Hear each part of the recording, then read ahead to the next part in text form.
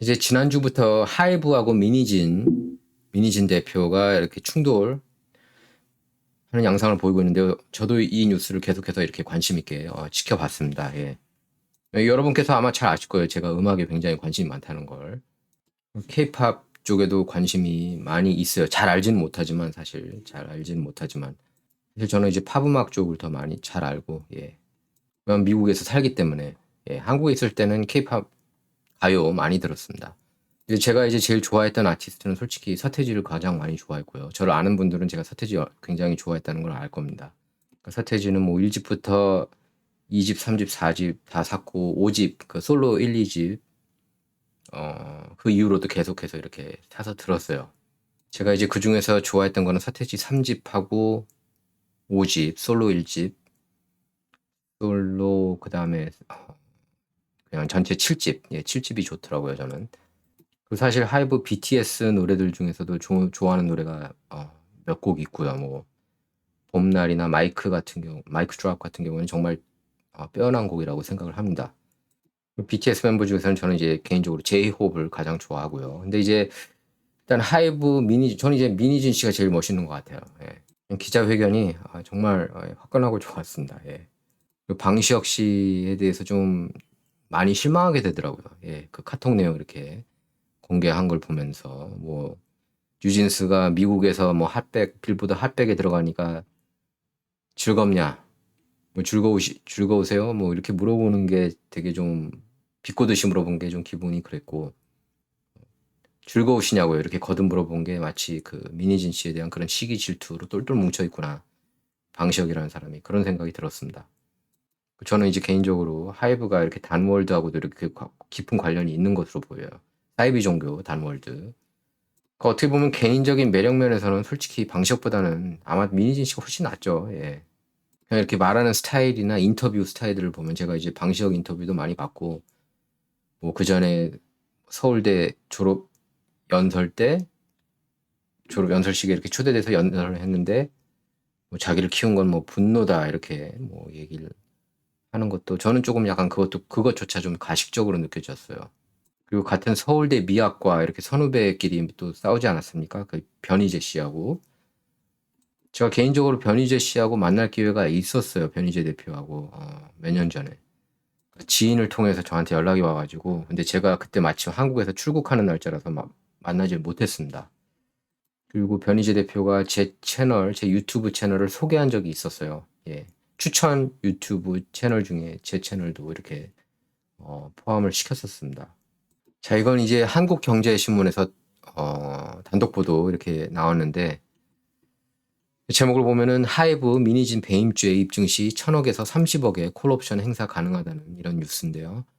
한번 읽어볼게요. 예, 미니전 어도어 대표와 하이브 갈등이 법정 공방으로 번졌다. 예, 법정 공방으로 뭐 번진 거 뭐 다들 알고 있는 예, 뉴스죠. 뭐 법정 공방 핵심은 하이브가 민 대표에게 업무상 배임죄, 예, 형사상 책임을 물을 수 있느냐에 있다. 유죄냐 무죄냐에 따라 하이브가 취득할 민 대표 지분 금액이 크게 달라진다. 원래대로라면 민 대표는 최대 1,000억 원 수준의 풋옵션을 행사할 수 있지만 유죄 판결을 받을 경우에는 주주간 계약 위반에 따라 액면가인 30억 원의 지분을 처분해야 한다. 이렇게 돼 있는데 제가 알고 그 기자회견을 볼 때 미니진 대표가 계약서 내용을 제대로 안 보고 서명했다고 그렇게 얘기한 걸로 저는 들었는데 그 대목을 이제 들었는데 일단 그렇게 되면은 법적으로는 무조건 불리해지는 것 같아요. 저도 이제 미니진 대표 팬이 됐지만 개인적으로 전 미니진 대표가 누군지도 몰랐어요, 솔직히. 저는 뉴진스도 키스 FM에서 이제 뉴진스 노래가 이렇게 나오면은 방시혁이 대단하다고 저는 생각했는데 알고 보니까 아닌 거예요. 이분이 그걸 키웠더라고요, 다. 크리에이티비티에서 제가 볼 때 미니진 대표가 굉장한 것 같습니다. 예. 그러니까 SM 이수만이 정말 보는 눈이 있었던 것 같아요. 이수만 대표가 지금은 대표가 아닌 걸로 알고 있는데 SM 쪽 미니진이 이렇게 그 평사원에서 등록 이사까지 올라간 데는 대단한 그 능력이 있었기 때문이라고 봐요. 그러니까 민 대표로서는 1,000억을 받느냐 아니면 30억을 받느냐 이러는데 회견 때 뭐 자기 1,000억도 받을 수 있다고 그렇게 얘기를 했죠. 또 30일 법조계와 관련 업계에 따르면 서울지방법원은 하이브가 미니진 어도어 대표를 해임하기 위해 요청한 임시주주총회 소집 허가 신청에 대한 신문을 게시했다. 하이브는 지난 25일 서울 용산경찰서에 민 대표를 배임 혐의로 고발하면서 임시 주총 허가 신청을 냈다. 현재로서는 민 대표가 대표이사 해임을 막을 방법이 없다. 예, 그러니까 해임이 거의 된다는 거죠. 다수 지분권자 의결을 통해 대표이사 해임이 얼마든지 가능하기 때문이다. 하이브는 어두워 지분 80%를 보유한 대주주죠. 그러니까 대주주니까 마음대로 할 수 있는 거예요, 사실상. 예. 어떻게 보면 군대로 치면은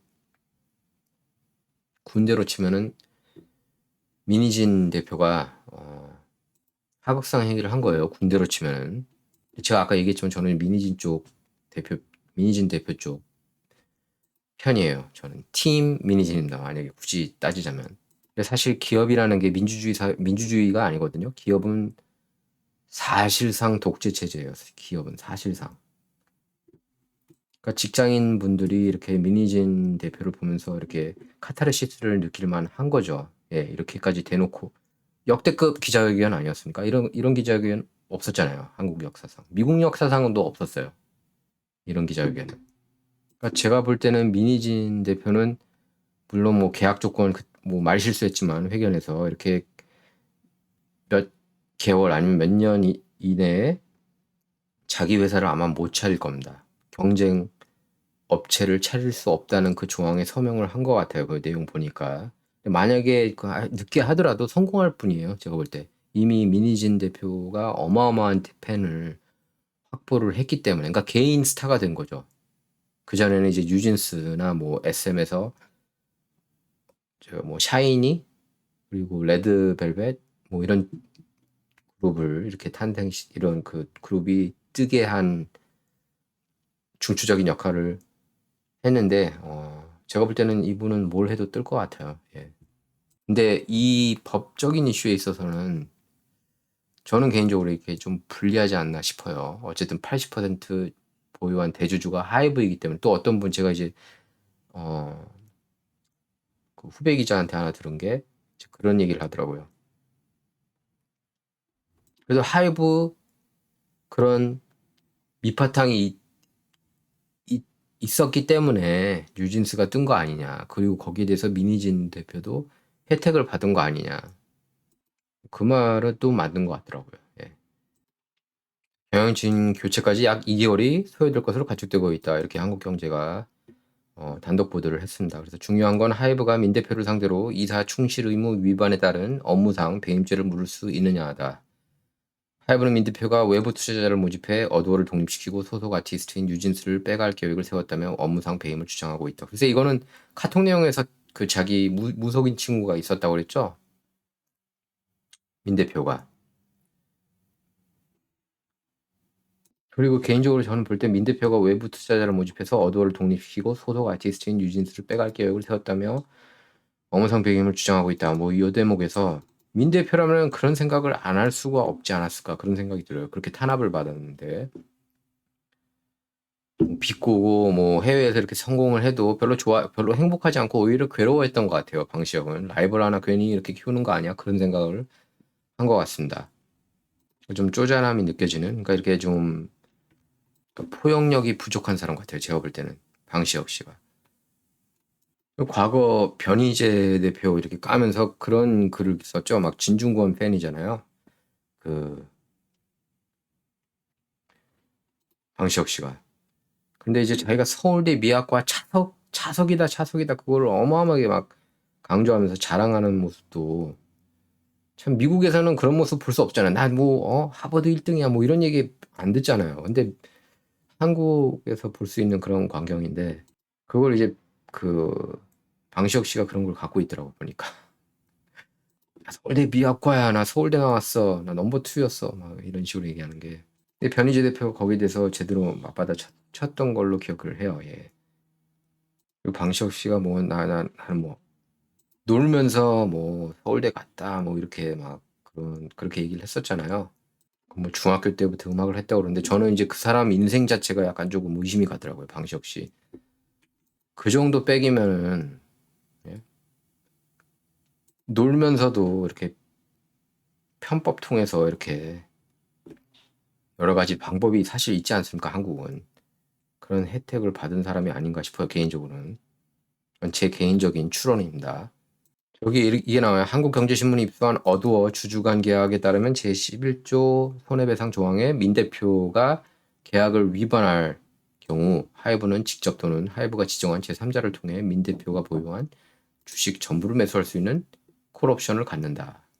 이때 콜옵션 대상 주식에 대한 한 주당 매매 대금은 한 주당 액면가와 공정가치 70%에 해당하는 금액 중 더 적은 금액으로 한다. 이런 내용이 명시되어 있다고 하는데, 근데 일단 제가 볼 때는 법적으로 조금 불리할 수 있을지라도 판결도 사람이 하는 거 아닙니까? 그러니까 법조계에 있는 사람들도 사람인데 왠지 민희진 씨 쪽에 조금 더 이렇게 도움이 되게 이렇게 판결을 내릴 수도 있는 거 아닌가 싶어요. 모르겠습니다. 뭐 로비 파워에서는 당연히 밀리겠지만 하이브한테. 제가 이제 문화충격 채널에도 원모론 통해서 얘기를 했는데요. 여러분께서 꼭 시청해 주시기 바라고요. 그 하이브 사이비 종교 루머 확산되고 있다는 그 뉴스를 전했는데, 어쨌든 이제 뮤직비디오 보면은 그 OMG 뮤직비디오 되게 잘 찍었더라고요. 노래도 진짜 이렇게 중독성이 있고, 뉴진스 노래 중에서는 OMG가 최고인 것 같아요. 전 개인적으로. 거기가 나오는 게 뭐 단신을 위해 존재한다. 뭐 하여튼 그 단월드가 서울에만 55개 센터가 있고 전 세계 36,000개를 목표로 두고 있다고 그러고요. 이걸 보면 아시겠지만은 하이브 단월드 연관설 계속 나오고 있습니다. 하이브 측에서 뭐 댓글도 이렇게 뭐 차단을 시키려고 뭐 노력한다는데, BTS 멤버들이 대다수 다녔던 글로벌 사이버대는 단월드 대학이 아니라고 뭐 이렇게 강력 부인하고 있다고 합니다. 어쨌든 이번 사태로 인해서 민희진 씨가 확 뜬 것 같습니다. 예, 제가 볼 때는.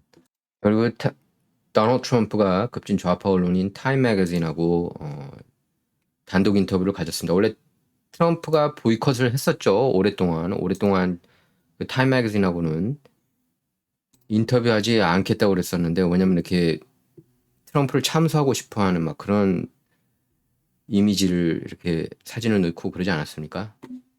그리고 뭐 백악관을 이렇게 클렘린궁으로 바꾸는 그런 표지를 올리기도 했었는데, 어쨌든 트럼프가 두 번째 임기 당선되면 어떻게 할 거냐.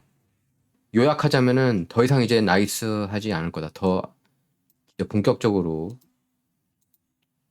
그러니까 첫 번째 임기 때 자기가 너무 나이스했대요. 그러니까 더 악독하게 하겠다는 거죠. 근데 딥스테이트 상대로 싸울 거면 악독하게 해야 된다고 저도 보고, 그리고 이거는 정치 이슈이기 때문에 정치 이슈에 있어서는 복수를 해야 하겠죠. 트럼프 스타일이 뭐 복수가 뭐 좋다 안 좋다 그걸 떠나서 트럼프 스타일이 10배로 갚는다는데 갚지 않겠습니까? 저 성격에 지금 당하는 게 너무 많으니까.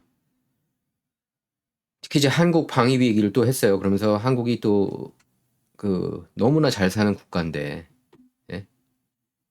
분담금 더 내야 된다. 안 그러면은 미군이 철수하는 게 좋다고 얘기를 했습니다.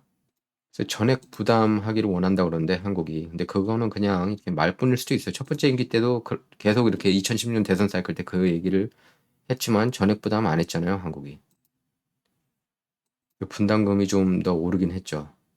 만약에 뭐 미군 철수한다고 한다면은 한국은 핵무기 개발해야겠죠, 당연히. 예, 이게 표지입니다. 타임 매거진 if he wins. 웬일로 조금 멋있게 나오게 했어요, 트럼프를.